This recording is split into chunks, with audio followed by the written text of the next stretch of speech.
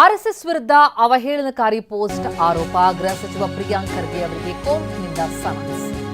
ಕಾಂಗ್ರೆಸ್ ಮುಖಂಡ ಮೊಹಮ್ಮದ್ ನಲ್ಪಾಡ್ಗೂ ಕೂಡ ಸಮನ್ಸ್ ಜಾರಿ.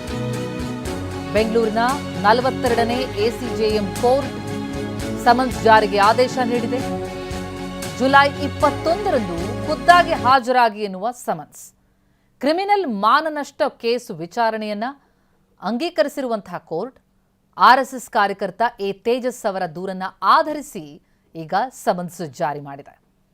ಜುಲೈ 21ಕ್ಕೆ ಖುದ್ದಾಗಿ ಹಾಜರಾಗಬೇಕು ಅಂತ ಗೃಹ ಸಚಿವ ಪ್ರಿಯಾಂಕ್ ಖರ್ಗೆ ಮತ್ತು ಕಾಂಗ್ರೆಸ್ ಮುಖಂಡ ಮೊಹಮ್ಮದ್ ನಲ್ಪಾಡ್ಗೆ ಬೆಂಗಳೂರಿನ 42ನೇ ಎಸಿಜೆಎಂ ಕೋರ್ಟ್ ಆದೇಶವನ್ನ ನೀಡಿದೆ. ಇದರಲ್ಲಿ ಆರ್ಎಸ್ಎಸ್ ವಿರುದ್ಧ ಅವಹೇಳನಕಾರಿಯಾದಂತಹ ಪೋಸ್ಟ್ ಹಾಕಿದ್ದಾರೆ ಎನ್ನುವಂತಹ ಆರೋಪ ಮಾಡಿ ದೂರನ್ನ ಕೊಟ್ಟಿದ್ರು ಆರ್ಎಸ್ಎಸ್ ಕಾರ್ಯಕರ್ತ ಎ ತೇಜಸ್. ಅವರ ದೂರನ್ನ ಆಧರಿಸಿ ಕ್ರಿಮಿನಲ್ ಮಾನನಷ್ಟ ಕೇಸ್ ವಿಚಾರಣೆಯನ್ನ ಅಂಗೀಕರಿಸಿತು ಕೋರ್ಟ್. ಜೊತೆಗೆ ಖುದ್ದು ಹಾಜರಾಗಬೇಕು ಅಂತ ಹೇಳಿ ಜುಲೈ 21ಕ್ಕೆ ಹಾಜರಾಗುವಂತೆ ಸಮನ್ಸ್ ಕೂಡ ಜಾರಿ ಮಾಡಲಾಗಿದೆ. ಆರ್ಎಸ್ಎಸ್ ನೋಂದಣಿಯನ್ನ ಮಾಡಿಕೊಳ್ಬೇಕು, ಯಾಕೆ ನೋಂದಣಿ ಮಾಡಿಲ್ಲ ಅನ್ನುವಂಥ ಪ್ರಶ್ನೆಗಳನ್ನ, ಜೊತೆಗೆ ಮೋಹನ್ ಭಾಗವತ್ ಅವರಿಗೆ ಒಂದು ಪತ್ರ ಕೂಡ ಬರೆದಿದ್ರು ಗೃಹ ಸಚಿವ ಪ್ರಿಯಾಂಕ್ ಖರ್ಗೆ. ಉತ್ತರ ಕೊಡೋವರೆಗೂ ಕೂಡ ಕಾಯ್ತೀವಿ, ಯಾಕೆ ನೋಂದಣಿಯನ್ನ ಮಾಡಲ್ಲ, ಎಲ್ಲ ಸಂಘಟನೆಗಳು ನೋಂದಣಿ ಆಗುತ್ತಲ್ಲ ಅನ್ನುವಂಥದ್ದು. ಆ ಸಂದರ್ಭದಲ್ಲಿ ಅವರು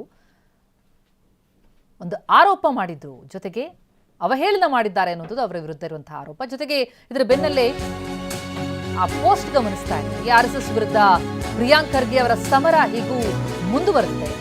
ಧರ್ಮಗುರು ಒಬ್ಬರು ಆರ್ಎಸ್ಎಸ್ ನೋಂದಣಿಗೆ ಸಲಹೆ ಕೊಟ್ಟಿದ್ದಾರೆ.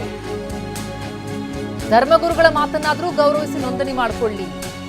ಆರ್ಎಸ್ಎಸ್ ದೇಶಕ್ಕೂ ಧರ್ಮಕ್ಕೂ ನಿಷ್ಠರಲ್ಲ ಎನ್ನುವ ಕಳಂಕ ಇದೆ. ಈ ಕಳಂಕದಿಂದ ಹೊರಬರೋದಕ್ಕೆ ನೋಂದಣಿಯೊಂದೇ ಮಾರ್ಗ.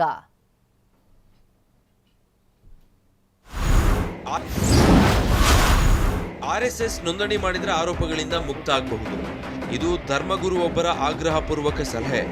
ಕಾನೂನು ಸಂವಿಧಾನದ ಮಾತು ಕೇಳದ ಆರ್ಎಸ್ಎಸ್ ಧರ್ಮಗುರುಗಳ ಮಾತನ್ನಾದರೂ ಗೌರವಿಸಿ ನೋಂದಣಿ ಮಾಡಿಕೊಳ್ಳಿ. ಧರ್ಮಗುರುಗಳ ಮಾತು ಪಾಲಿಸುವ ಮೂಲಕ ಆರ್ಎಸ್ಎಸ್ನವರು ನೈಜ ಧರ್ಮಪಾಲಕರು ಅನ್ನೋದನ್ನು ನಿರೂಪಿಸಲಿ.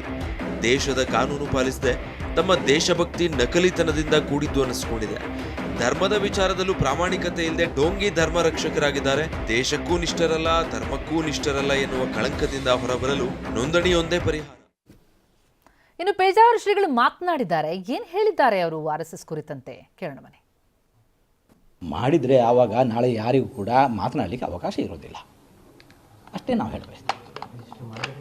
ಅಷ್ಟೇ ಮಾಡಿದರೆ ಆವಾಗ ನಾಳೆ ಯಾರಿಗೂ ಕೂಡ ಮಾತನಾಡಲಿಕ್ಕೆ ಅವಕಾಶ ಇರೋದಿಲ್ಲ, ಅಷ್ಟೇ ನಾವು ಹೇಳಬೇಕು. ಅಷ್ಟೇ ಮಾಡಿದರೆ ಆವಾಗ ನಾಳೆ ಯಾರಿಗೂ ಕೂಡ ಮಾತನಾಡಲಿಕ್ಕೆ ಅವಕಾಶ ಇರೋದಿಲ್ಲ, ಅಷ್ಟೇ ನಾವು ಹೇಳಬೇಕು.